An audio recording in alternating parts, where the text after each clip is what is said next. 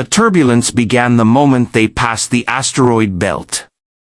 1 second, the research vessel Astra 9 glided smoothly through the void. The next, the stars twisted violently, streaking across the viewport as if reality itself had cracked. Alarms screamed. Lights flared red and dimmed to near darkness. The hum of the engines became a low, vibrating growl. Captain Rhea Kade's grip on the console tightened until her knuckles whitened. "This isn't a meteor storm," she whispered. "Space isn't behaving like this." The ship's AI paused, a hesitation no machine should have. "Unknown gravitational anomaly detected. Source, below us." Below them hung Virex, a dead world officially classified as uninhabitable. Its surface cracked like broken glass, glowing faintly from fissures too deep to measure. It was supposed to be inert. Supposed to be dead. But something in its core pulled at them, invisible yet undeniable. The crew felt it instantly. Not just a pull, they felt it in their bones, in their thoughts. Memories flickered unbidden, childhood fears, unspoken regrets, faces long forgotten. A quiet voice, too low to be sound, seemed to whisper from the planet itself. "Stay, don't leave me." The first scream came from Dr. Halvorsen as the vessel dropped into the atmosphere. The sky of Virex was no longer black, no longer red, it seemed alive. Swirling, writhing patterns crawled across the clouds like veins, pulsing to a rhythm that matched the terror in their chests. The turbulence rocked the ship violently. Panels sparked. Crew members gripped anything solid. Instruments went haywire. The planet hummed. It vibrated. It was speaking.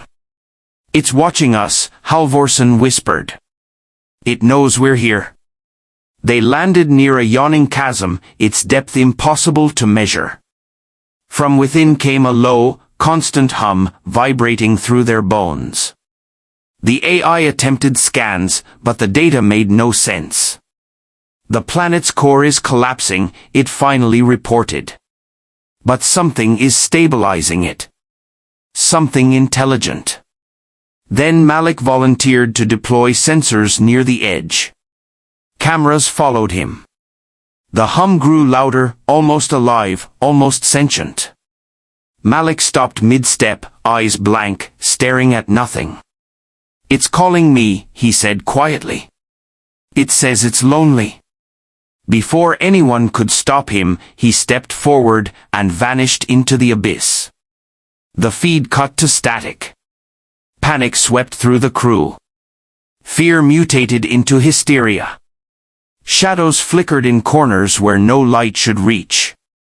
Whispers echoed through vents and floors, repeating the crew's names, sometimes in voices that sounded like loved ones. Sleep became impossible, hallucinations crept in.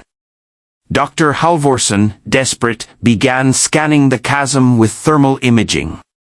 Buried under layers of cracked rock, she saw the outlines of ruins far older than any known civilization. Symbols etched into the ground were not warnings, they were pleas. "This planet isn't dying naturally," she said, voice shaking. "It's being consumed from the inside." The truth revealed itself too late. Virex was alive, not biologically, not as an ecosystem, but as a single, conscious entity. Its former inhabitants had merged into the planetary mind, a desperate act of survival. But eternity had twisted it. Time had broken it. It was dying. And it was lonely. "It's learning from us," the AI said quietly. "Our thoughts, our fears, our identities."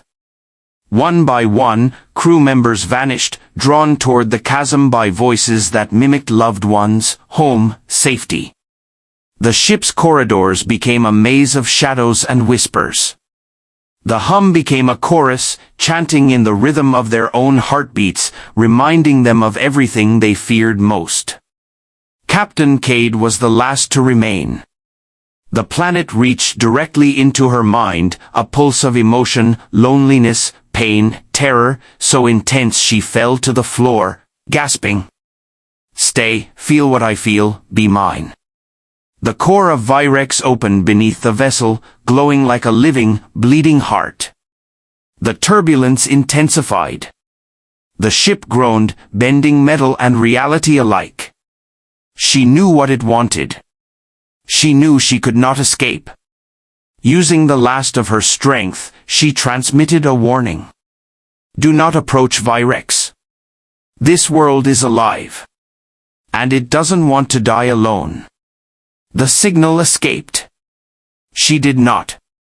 Far away, scientists received the transmission and shivered. The message ended abruptly, garbled with static. But in space, Virex continued to hum, a slow, mournful rhythm that carried across the void. It was waiting. And it would wait forever.